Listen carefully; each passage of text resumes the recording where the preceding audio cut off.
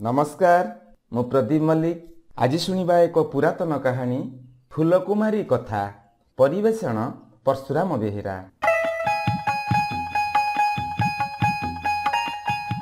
जड़े राजांकर गोटे झील थिला तार नाम थिला फूलकुमारी। नाटी जेमिति सुंदर चेहरा मध्य सेमिति डौल डाउल। राजा और राणीकर गोटे बोली झील तेणु फूलकुमारी राजा और राणीकर थिला भारी गेल्हा। से राजउआस भितरे राजकीय भोगविलास रे बढ़ुथिला। हेले फूलकुमारी थिला भारी जिदखोरीटिए।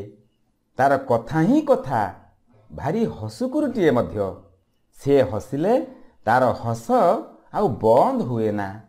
राजउआस रे तो दासदासी किंबा भोगविलासर कौनसी अभाव नहीं।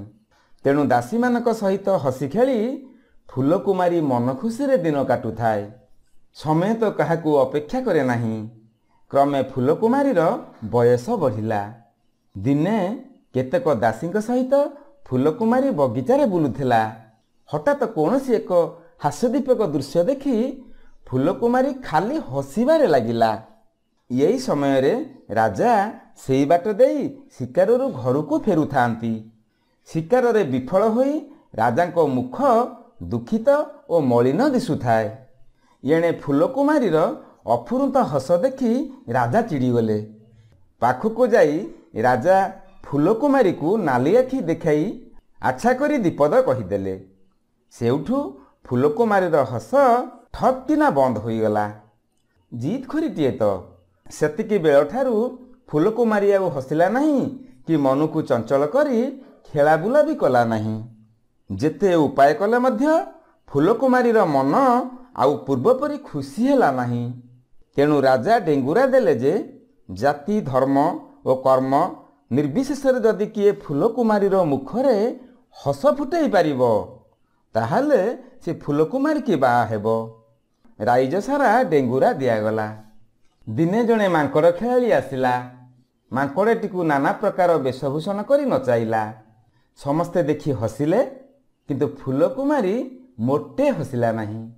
आउ दिने भालू खेल आसिला। भालूवाला भालूटीकू मध्य जड़े नाचबाली बेशरे सजाइथिला। आउ मर्धल धरी बाजा बजाइला। बाजार ठीक ताल उपरे भालूटी नाच कला। राजा उआसर समस्ते हसी हसी गड़ीगले किंतु फूलकुमारीर मुखरू हस बाहरिला नहीं। तेणु भालूवाला भी मन दुखरे चलीगला।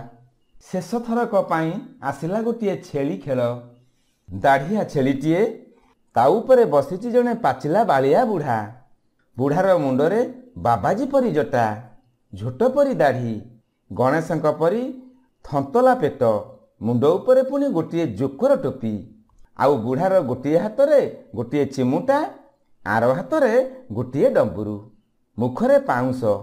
देखिले जना पड़ुछि 60 कि 70 वर्ष हब। उआस आगरे खेल चलिला। डिबी डिबी डम डम डिबी डम डंबुरू बाजिला। छेलीटी नाचिला। राजांकर समस्ते खेल देखिले। खेल चलीछि। हठात बुढ़ा मुंडरू टोपीटी पड़ीगला। टोपीटी उठाऊ उठाऊ दाढ़ीटी खसी पड़िला। लोके हसी हसी गड़ीगले। फूलकुमारी पूर्वपरी मौन होई बसिछि। लोकंकर हस बंद हैला नहीं। गोटे परे गोटे जिनिस खसी पड़ुछि। बुढ़ा उठाउछि। शेषरे बुढ़ार थंतल पेटटी भूस किना तले खसी पड़िला। देखिला बेलकू ताहा गोटाए टोकेई। बुढ़ाटी विभिन्न प्रकार विकृत स्वर रे गीत गाउथिला। हठात गीत बंद होईगला। छेईटी नाची नाची थकी पड़िथिला। तेणु दुम किना बुढ़ा को तलकू छेचिदेला। एथर आउ न हसे किए। फूलकुमारी किरिकिरी हेई हसी हसी गड़ीगला। समस्ते फूलकुमारीर मुह को चाहिए। राजा भी हसिले। शेषरे जनागला जे छेलीवाला जड़े प्रकृत बुढ़ा नुहे, से जड़े राजकुमार। राजकुमारी फूलकुमारी को हसैबा पाई एहीपरि कौशल करिथिला। राजा तो डेंगुरा देइथिले। एणु पण रक्षा करिबा पाई राजी हेले। फूलकुमारीर मन पूर्वपरि चंचल हेला। राजा महाआडंबर रे से छेलीवाला युवक राजकुमार सहित फूलकुमारीर बाहाघर करिदेले। याहापरे से राजकुमार राजकुमारी को सांगरे धरी ବାଜା ତମକ ବଜାଇ ନିଜ ରାଇଜକୁ ଫେରିଗଲେ। ନମସ୍କାର, ମୁଁ ପ୍ରଦୀପ ମଲ୍ଲିକ। ଆଜି ଶୁଣିବା ଓଡ଼ିଶାର ଏକ ଲୋକକଥା ଗଙ୍ଗା ଯମୁନା। ପରିବେଷଣ ପରଶୁରାମ ବେହେରା। ଗୋଟିଏ ସାନ୍ତାଳ ବୁଢ଼ାର ଦୁଇଟି ଝିଅ ଥିଲେ। ବଡ଼ର ନାଁ ଗଙ୍ଗା, ସାନଟିର ନାଁ ଯମୁନା। ଆଗରୁ ମା ମରିଥିଲା, ଦିନେ ବୁଢ଼ା ବାପ ବି ମରିଗଲା। ଝିଅ ଦୁହେଁ ବାପ ମା ଛେଉଣ୍ଡ ହୋଇ କପାଳ ଆଦରି ରହିଥାନ୍ତି। ଦିନେ ବଣରେ କିଛି ଧାନ ଶୁକେଇଥାନ୍ତି ଦି ଭଉଣୀ। ଏହି ସମୟରେ କୁଆଟିଏ କୁଆଡ଼ୁ ଉଡ଼ି ଆସି ତାଙ୍କ ଆଗରେ ବସିଲା। ଥଣ୍ଟରେ ତାର ପାଚିଲା ଗୁରୁ ଗୁରୁ କେନ୍ଦୁଟିଏ। କେନ୍ଦୁଟିକୁ ଦେଖି ଝିଅ ଦିଉଟିଙ୍କର ବଡ଼ ଲୋଭ ହେଲା ତାକୁ ଖାଇବା ପାଇଁ। କୁଆଟିର ସ୍ୱଭାବ ଖୁବ୍ ଭଲ ଥିଲା।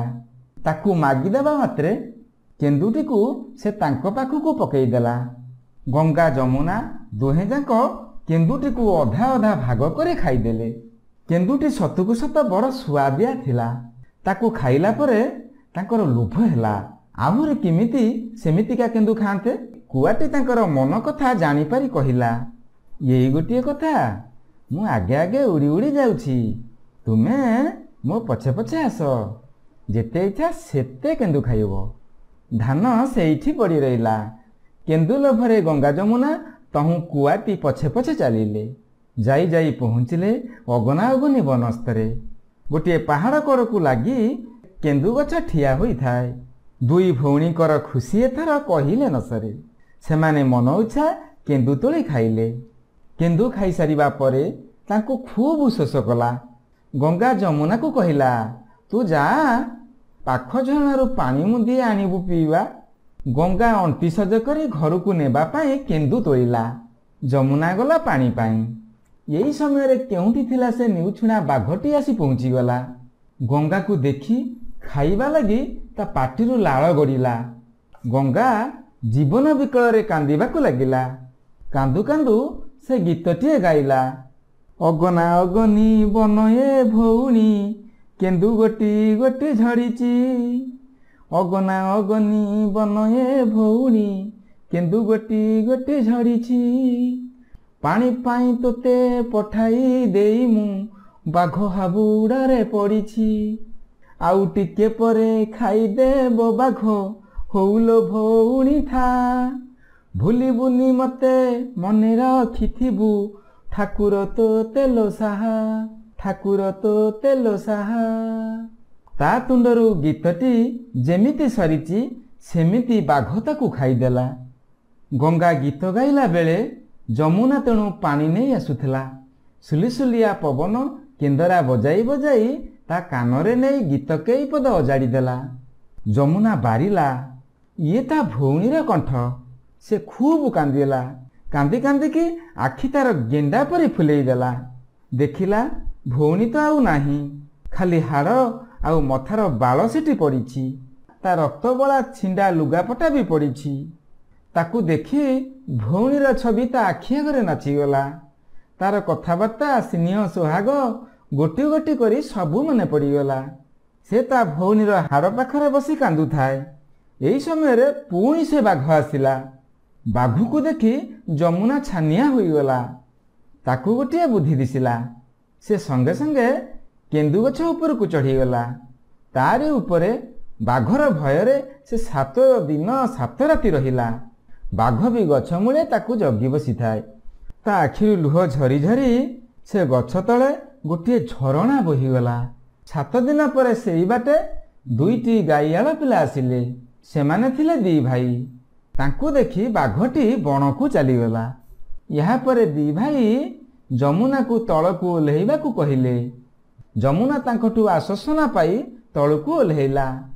ଗାଈଆଳ ପିଲା ଦିହିଁଙ୍କର ରାନ୍ଧିବାଡ଼ି ଦେବାକୁ କେହି ଆଉ ନଥିଲେ। ସେମାନଙ୍କର ସାଥିରେ ଯିବା ପାଇଁ ଯମୁନାକୁ ଡାକିଲେ। ଯମୁନାର ଆଉ କିଏ ଅଛି ଯେ ଘରକୁ ଫେରନ୍ତା? ସେ ସେମାନଙ୍କ ସହିତ ଗଲା। ସାନ ଗାଈଆଳ ପିଲାଟି ତାକୁ ଖୁବ୍ ଭଲ ଲାଗିଲା। କିଛି ଦିନ ପରେ ତାକୁ ସେ ବାହା ହେଲା।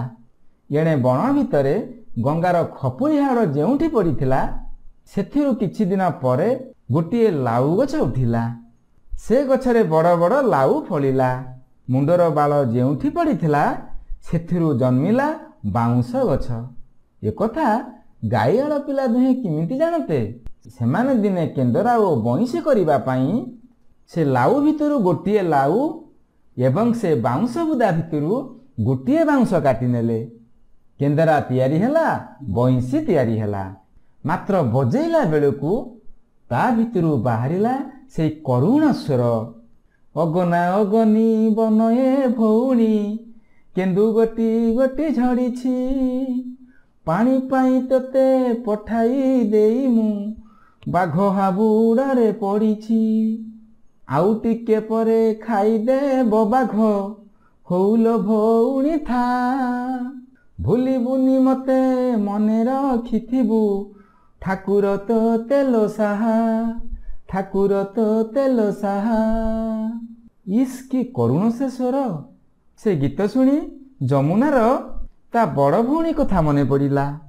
ନିତିଦିନ ସେ କେନ୍ଦରା ଏବଂ ବଇଁଶୀକୁ କୋଳକୁ ତୋଳି ନେଇ ଗେଲ କରେ। କହେ, ଅପାଲୋ ମୁଁ ତୋତେ ଭୁଲିନି, କେବେ ବି ଭୁଲି ପାରିବିନି। ଏ କେନ୍ଦରା ଓ ବଇଁଶୀ ମୋତେ ସବୁବେଳେ ତୋ କଥା ମନେ ପକାଇ ଦେଉଛନ୍ତି। ବେଶୀ ନୁହେଁ, ମାତ୍ର ଥରୁଟିଏ ଖାଲି ଦେଖା ଦିଅନ୍ତୁ କି। ଏଥିମଧ୍ୟରେ ଗୋଟିଏ ଅଦ୍ଭୁତ କାଣ୍ଡ ଘଟିଲା। ଯମୁନା ଦିନେ ସକାଳେ ଉଠି ଦେଖିଲା, ତା ଉଠିବା ଆଗରୁ ତା ଘରର କାମଦାମ ସବୁ କିଏ କରିଦେଇ ଯାଇଛି। ଚୁଲି ଲିପା ହୋଇଛି, ଘର ଝାଡ଼ୁ ହୋଇଛି, ଘରର ଜିନିଷପତ୍ର ସଜଡ଼ା ସଜଡ଼ି ହୋଇ ରହିଛି। ଦିନେ ନୁହେଁ, ସବୁଦିନ ଏଣିକି ଯମୁନା ଦେଖିଲା ସେଇ ଏକା କଥା। ତା ଘରର ସବୁ କାମ କିଏ କରିଦେଇ ଯାଉଛି। ଗାଈଆଳ ଦି ଭାଇ ମଧ୍ୟ ସେ କଥା ଦେଖି ଆଶ୍ଚର୍ଯ୍ୟ ହେଉଥାନ୍ତି। ଦିନେ ଯମୁନା ରାତିରେ ଶୋଇଲାନି। କିଏ ଏ କାମ କରୁଛି ତାକୁ ଦେଖିବା ପାଇଁ ଚେଇଁ ରହିଲା। ଠିକ୍ ପାହାନ୍ତା ପହରକୁ ଦେଖିଲା, କେନ୍ଦରା ଭିତରୁ ଝିଅଟିଏ ବାହାରି ଆସି ଘରର କାମଦାମ କରୁଛି। ଯମୁନା ଭଲ କରି ନିରେଖି ଦେଖିଲା, ସେ ଆଉ କେହି ନୁହେଁ, ତାରି ବଡ଼ ଭଉଣୀ ଗଙ୍ଗା। ସେ ଅପା ବୋଲି ଡାକି ଡାକି ତାକୁ ହଠାତ୍ ଯାଇ କୁଣ୍ଢାଇ ପକାଇଲା। ସେଇ ଦିନଠୁ ଦୁଇ ଭଉଣୀ ଏକାଠି ରହିଲେ। ଗାଈଆଳ ପିଲାଟିର ବଡ଼ ଭାଇ ଗଙ୍ଗାକୁ ବାହା ହେଲା। ଏବେ ଦୁଇ ଭାଇ ଓ ଦୁଇ ଭଉଣୀ ସୁଖରେ ରହିଲେ। ନମସ୍କାର ଶ୍ରୋତା ବନ୍ଧୁ, ଯଦି ଆପଣମାନଙ୍କୁ ଆମ ଗପ ଭଲ ଲାଗୁଥାଏ, ଆପଣଙ୍କ ମନକୁ ଛୁଉଁଥାଏ, ତେବେ ଲାଇକ୍ କରନ୍ତୁ, ସବସ୍କ୍ରାଇବ୍ କରନ୍ତୁ।